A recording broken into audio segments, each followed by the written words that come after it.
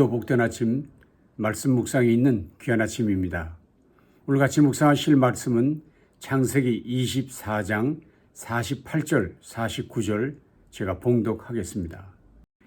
내 주인 아브라함의 하나님 여호와께서 나를 바른 길로 인도하사 나의 주인의 동생의 딸을 그의 아들을 위하여 택하게 하셨으므로 내가 머리를 숙여 그에게 경배하고 찬송하였나이다. 이제 당신들이 인자함과 진실함으로 내 주인을 대접하려거든 내게 알게 해 주시고 그렇지 아니할지라도 내게 알게 해 주셔서 내가 우로든지 좌로든지 행하게 하소서. 아멘. 신구약 성경 중에서 가장 긴 성경은 176절을 가지고 있는 시편 119편입니다. 오늘 묵상 본문인 창세기 24장은 구약 성경 중에서 5번째로 긴 67절로 구성되어 있습니다. 이렇게 긴 이야기를 담고 있는 창세기 24장을 많은 신학자들은 주목하고 있습니다. 그들이 주목하고 있는 이유는 두 가지 이유 때문입니다. 첫째는 24장의 내용 때문입니다. 그 긴 내용이 창조 이야기도 아니고 아브라함의 구원을 다룬 이야기도 아닌 아브라함의 아들 이삭의 결혼에 관한 이야기이기 때문입니다. 다시 말하면 한 개인의 결혼 이야기를 이렇게 길게 다루어야 하는 이유가 무엇인가 하는 점이 특별하다는 이야기입니다.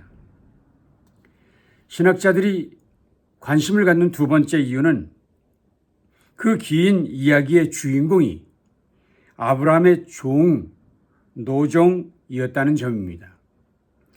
그 주인공이 족장도 아니었고 대단한 가문의 사람도 아닌 그저 아브라함의 나이 많은 종일 뿐이었습니다. 그런데 그에 대한 이야기를 이렇게 길게 다루고 있으니 그 이유가 궁금하다는 것입니다.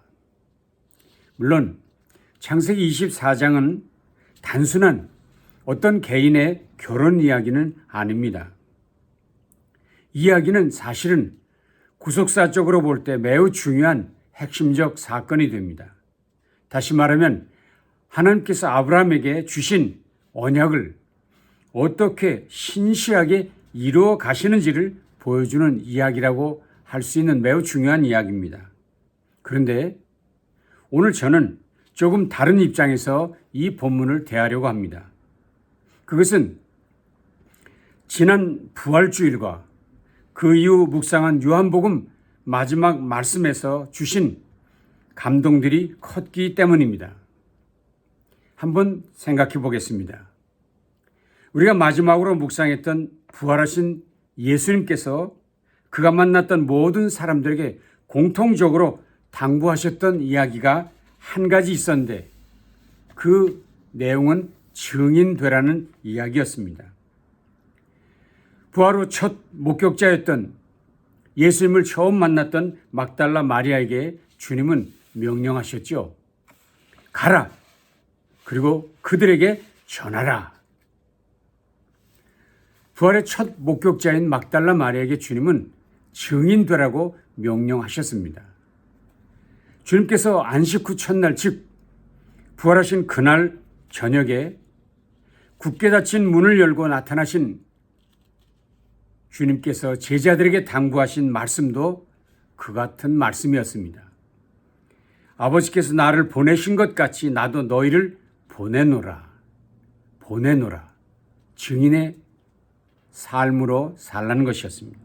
그뿐만이 아닙니다. 또다시 예수님께서 7 제자들에게 나타나셨는데 특별히 디베랴 바닷가에서 베드로와 나누셨던 대화는 가장 인상적이지요. 근데 그 베드로와 나눴던 그 인상적 대화의 핵심 내용이 무엇입니까? 내가 나를 사랑하느냐? 그렇다면 내 양을 치라. 내 양을 먹이라 였던 것입니다. 다시 말하면 그 양들에게 주님의 부활을 증거하는 목자가 되라는 이야기였죠. 더욱 사도 요한은 요한복음 전체를 마무리하면서 이렇게 결론을 지었습니다. 이 일들을 증언하고 이 일들을 기록한 제자가 이 사람이라. 우리는 그의 증언이 참된 줄 아노라. 이 모든 것들을 증언이라고 했고 또 이것을 나누는 사람을 증인이라고 이야기하고 있었습니다. 부활하신 예수님께서 승천하시기 전 마지막으로 이 땅에 있는 성도들에게 주신 명령이 무엇입니까? 여러분들이 너무나도 잘 아시는 말씀이죠. 오직 성령이 너에게 임하시면 너희가 권능을 받고 예루살렘과 온 유대와 사마리아와 땅끝까지 이르러 내 증인이 되리라 하시니라. 내 증인이 되리라 하시니라 라는 말씀이었죠. 그렇습니다. 우리는 지난 부활주일의 핵심 메시지로 모든 성도는 부활의 증인으로 그 부활의 주님을 증거하는 증인의 삶을 살아야 한다는 것을 확실히 교훈으로 받았습니다. 자, 그렇다면 이제 우리 모두는 자연스럽게 내가 이제 증인으로 살아야 할 텐데 그 증인의 삶 어떻게 살아야 하지? 과연 어떻게 사는 것이 주님이 기뻐하시는 증인의 삶일까? 참된 증인은 어떤 모습일까? 하는 의문을 갖게 되는 것이 자연스러운 태도입니다. 그런데 마침 오늘 우리가 대하는 창세기 24장 그 본문을 보니 그 이야기 속에서 그 주님께서 말씀하셨던 그 증인의 구체적인 모습, 구체적인 삶의 모습을 발견할 수 있게 되었다는 것입니다.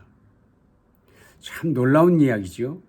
모든 성경은 이렇게 서로 연결되고 있다는 것도 확실히 알 수 있습니다. 자, 그렇다면 그 아브라함의 종이 보여준 증인의 삶은 무엇일까요?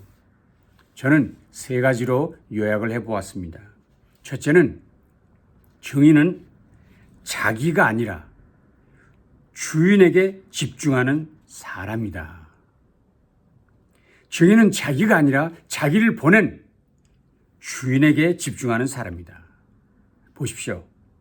아브라함이 그의 종에게 준 명령은 아들 이삭의 배우자를 택하여 데려오라는 이야기였습니다. 옛날이나 지금이나 혼인 문제는 매우 중요한 문제지요. 아브라함에게는 물론 당사자인 이삭에게도 매우 중요한 중대사였습니다. 자, 그런데 그런 중대사를 종에게 맡깁니다. 그런데 그 큰 일을 맡은 중대사를 맡은 종의 이름을 성경은 전혀 밝히고 있지 않습니다. 참 놀랍지요? 여러분 생각하시기에 그 이유가 종인데 그 이름을 밝힐 필요가 있냐? 이렇게 생각하시겠지만 아닙니다. 왜냐하면 성경 다른 곳에서는 종들의 이름을 밝히는 것이 많이 있거든요. 그런데 여기 유독 아브라함의 종의 이름은 성경이 밝히고 있지 않다는 것입니다. 물론 종 자신도 자신에 대해서 그저 단 한마디 말만 합니다. 뭐라고요? 나는 아브라함의 종입니다. 심지어 그는 이런 말도 했습니다. 나의 주인은 이삭입니다. 다시 말하면 오직 자신이 누구에게 속했는지, 나는 아브라함에게 속한 사람이고 나는 이삭에게 속한 사람입니다. 라는 그것이 자기의 정체성이었다는 것이에요. 자, 그래서 어떤 성경학자는 말하길 그는 조용한 영웅이었다. Quiet Hero였다라고 명명했습니다. 그렇습니다. 종은 주인만 드러낼 뿐 자신을 숨기는 사람이지요. 이것이 사실은 사명자, 증인의 정체성입니다. 이것이 증인이 가져야 될 기본적 자세라고 할 수 있습니다. 생각해 보십시오. 예수님의 앞길을 예비했던 세례 요한, 그도 나는 소리다. 그것도 광야에서 외치는 소리일 뿐이라고 자신을 소개했습니다. 대사도 바울도 자신을 사도 중에 가장 작은 자라, 심지어는 성도 중에 사도가 아니라 성도 중에 지극히 작은 자보다 더 작은 자라 했고, 심지어는 죄인 중에 괴수라고 자신을 소개했습니다. 어떤 경우에도 자신을 드러내지 않았습니다. 이것이 진정한 종, 참된 증인된 자의 자상, 정체성이라고 할 수 있습니다. 내 일이 아니라 그분의 일을 드러내는 것이 참된 증인, 그 증인의 삶이라는 것이죠. 이제 전하 여러분 모두도 증인으로 부름받았으니 오직 그분만 높이고 그분만 자랑하는 참된 증인의 삶을 살기를 소원합니다. 두 번째, 증인은 끝까지 하나님을 의지하는 자였습니다. 증인은 끝까지 하나님을 의지하는 자. 성경은 이 종에게 특별한 점이 있다고, 아주 중요한 특별한 점이 있다고 소개합니다. 그것은 그는 기도하는 사람이라는 것이에요. 창세기 24장 전체를 보시면 이 내용이 아주 강하게 부각되고 있습니다. 보십시오. 주인의 명령을 따라 출발한 그의 여정에서 그가 가장 먼저 한 일은 기도였습니다. 이렇게 여호와여 원하건대 오늘 나에게 순조롭게 만나게 해 주십시오. 여호와여 원하건대 오늘 나에게 순조롭게 만나게 하십시오. 다시 말하면 그가 움직이기 전에, 사람을 만나기 전에 기도했다는 것입니다. 그리고 드디어 그가 그 목적을 확인하는 순간에, 그가 목적한 바 그 사람을 만나는 순간에 하나님을 바라보았습니다. 이렇게요. 그의 대답이 마시라, 내가 당신의 낙타에게도 마시게 하리라 하면 그는 주께서 주의 종 이삭을 위하여 정하신 자라. 이로 말미암아 주께서 내 주인에게 은혜 베푸심을 내가 알겠나이다. 그 목표한 그 일을 이루면서도 그런 기도를 하고 있었습니다. 뿐만 아니라 모든 일이 마무리되어 갈 즈음 그는 또다시 확신하며 이렇게 고백했습니다. 이에 그 사람이 머리를 숙여 여호와께 경배하고 이르되 나의 주인 아브라함의 하나님 여호와를 찬송하나이다. 나의 주인에게 주의 사랑과 성실을 그치지 아니하였사오며 여호와께서 길에서 나를 인도하사 내 주인의 동생 집에 이르게 하셨나이다 하니라. 결국 그 이야기가 마무리되어 갈 쯤에도 그는 이렇게 말합니다. 여호와께서 나의 모든 길을 인도하셔서 여기까지 오게 했습니다. 그런데 어떻게 그가 이렇게 기도하는 종이 될 수 있었을까 생각해 볼 때 아마도 그는 그의 주인의, 다시 말하면 아브라함의 믿음이 그에게도 전달되었다는 사실 때문이었을 것입니다. 아브라함은 길 떠나는 종을 위해 이렇게 간절히 기도했었습니다. 7절입니다. 하늘의 하나님 여호와께서 나를 내 아버지의 집과 내 고향 땅에서 떠나게 하시고 내게 말씀하시며 내게 맹세하여 이르시기를 이 땅을 내 씨에게 주리라 하셨으니 그가 그 사자를 너보다 앞서 보내실지라.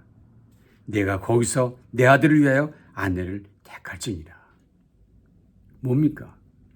아브라함이 종을 위해 기도하면서 그가 그 사자를 너보다 앞서 보내실 거라. 그리고 거기서 내 아들을 위하여 아내를 택하게 될 것이다.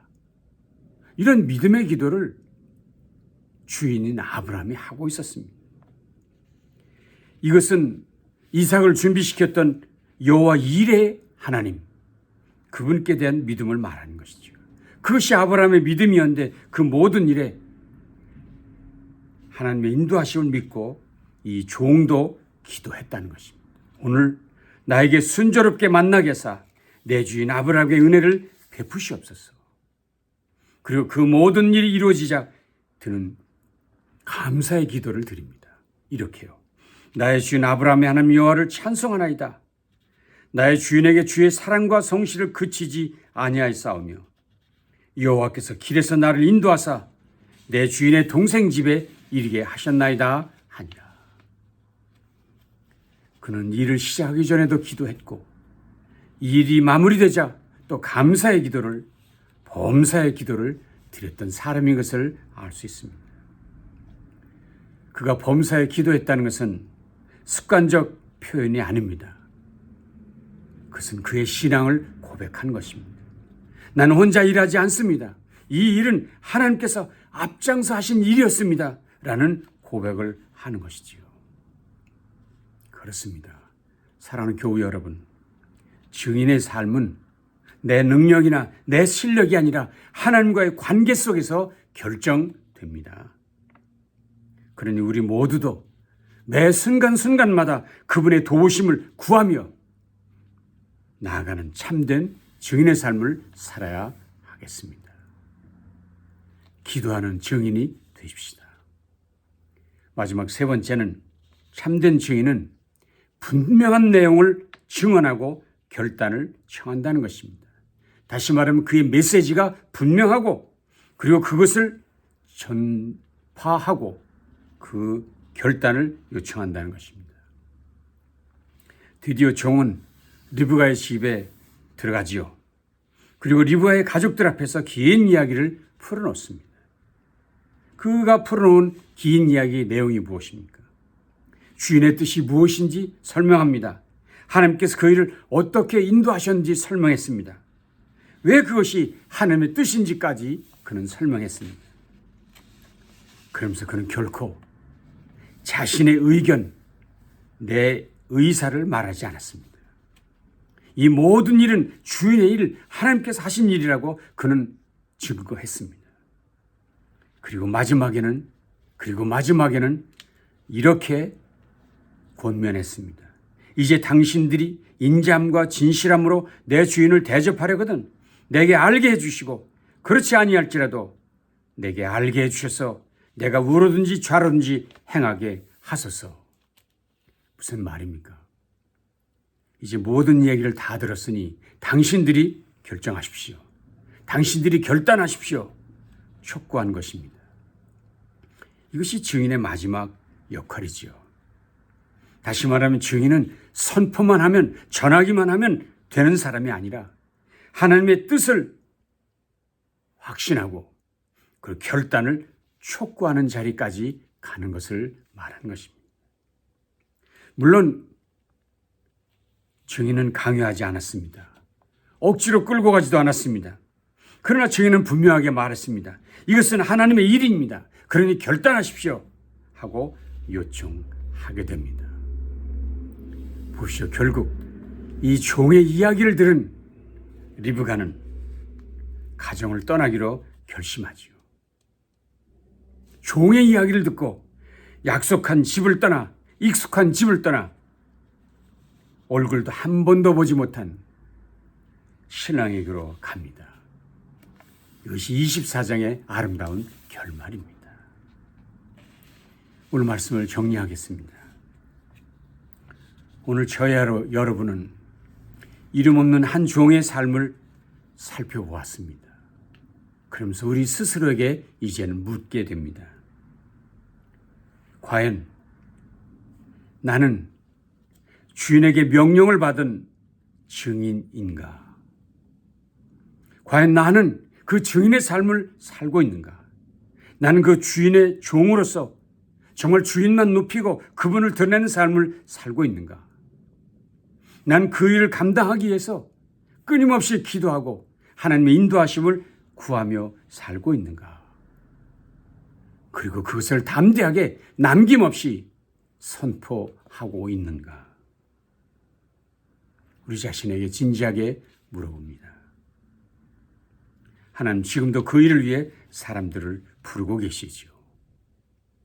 오늘 저나 여러분이 다시 한번 하나님 앞에서 결단하십시다.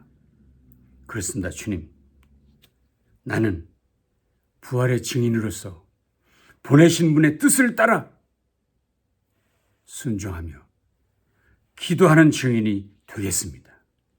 그리고 주신 말씀을, 그 주신 모든 증언들을 힘있게 남김없이 증언하는 증인의 삶을 살겠습니다.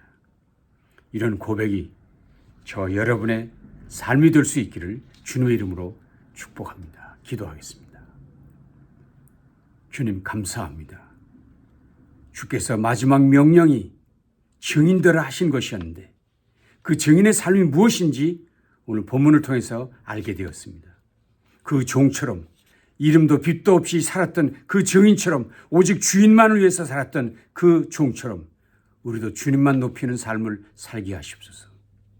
이 일을 감당할 때 순간순간 기도하는 일을 멈추지 말게 하시고 범사에 기도하는 사람 되게 하시옵소서. 그리고 결국 내게 주신 모든 말씀을 다 선포하고 그리고 그들을 하나님께로 인도하는 결단케 하는 능력 있는 주의 종으로 살아가도록 함께해 주시옵소서. 예수님 귀하신 이름으로 간절히 축복하며 기도합니다. 아멘. 남은 삶을 증인으로 살아가십시다.